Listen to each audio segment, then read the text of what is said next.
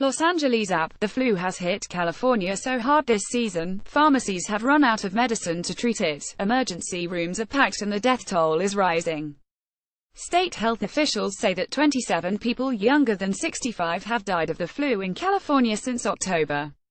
That's compared to 3 the same time last year, the Los Angeles Times reports. According to health officials, there's no region of the state where people were being spared from the flu. At UCLA Medical Center in Santa Monica, the emergency room saw more than 200 patients on at least one day, mostly because of the flu. Window _tabula window _tabula push mode thumbnails container tabula interstitial gallery thumbnails 5 placement interstitial gallery thumbnails 5 target _type mix _tabula push flush true window _tabula window _tabula push mode thumbnails container tabula interstitial gallery thumbnails 10 placement interstitial gallery thumbnails 10 target _type mix _tabula push flush true packed emergency rooms deaths as flu hit California hard. The Northridge earthquake was the last time we saw over 200 patients, emergency room medical director Dr. Wally Gurabi said, citing the 1994 disaster that killed dozens and injured thousands. In San Bernardino and Riverside counties east of Los Angeles, emergency rooms are so crowded that ambulances aren't immediately able to unload their patients, preventing them from responding to incoming 911 calls, said Jose Arbollo Jr., spokesman for the Riverside County Department of Public Health. And some hospitals in the San Francisco Bay Area are limiting visitors under the age of 16 as a precaution, since young people can be more vulnerable to effects of the flu. Medical experts say this year's flu season may be outpacing last year's because it's peaking earlier. The flu season is typically at its worst around February.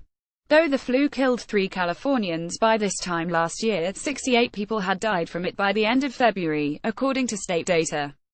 Still, many doctors say the recent surge in flu cases have been unusually severe.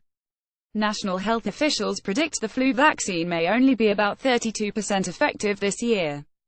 But most people in California and the rest of the country are catching a particularly dangerous strain of influenza that the vaccine typically doesn't work well against.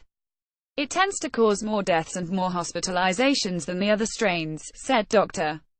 Jeffrey Gunzenhauser, Los Angeles County's interim health officer.